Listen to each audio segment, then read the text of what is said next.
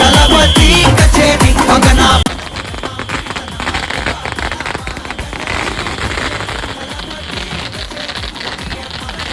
விருது வச்சு கொண்டாடலாமா தளபதி கிட்ட பாட்டே பாடுபட்ட கழக நிர்வாகிகள் அனைவருக்கும் மற்றும் வடக்கு தொகுதியில் எனக்கு வாக்களித்து பெருவாரியான வாக்குறுதியை வெற்றி பெற செய்த மக்கள் அனைவருக்கும் கோடான கோடி நன்றியை நான் தெரிவித்துள்ளேன்.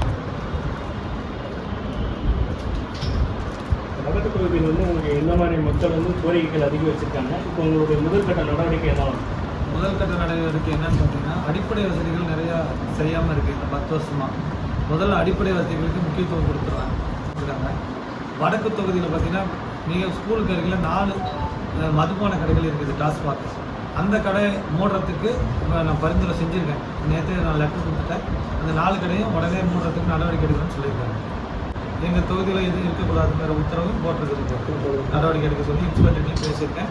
கண்ணங்குறிச்சி போன்ற பகுதிகளில் சந்து கடை இருக்குது, அதெல்லாம் எடுக்க சொல்லியிருக்கேன்.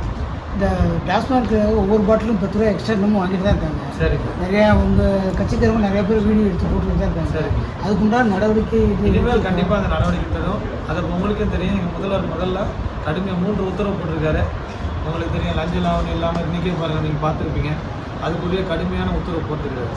கண்டிப்பாக இனிமேல் அதெல்லாம் எதுவும் நடக்காது, எங்கேயுமே தவறு நடக்காத அளவு பார்த்துக்கலாம். இப்போ உங்கள் கட்சிக்காரங்க நிறைய பேர் அந்த வீடியோ எடுத்துருக்காங்க. இப்போ ஆட்சிக்கு நேற்று பெருமாள் நியமிச்சிருக்கோம். இதுக்கு மேலே தான் நான் ஆக்ஷனில் இருக்கேன். இந்த வெற்றி இருபெரும் கட்சிகளுடைய கூட்டணி அதை பேட்டி சொல்லியிருப்பேன்.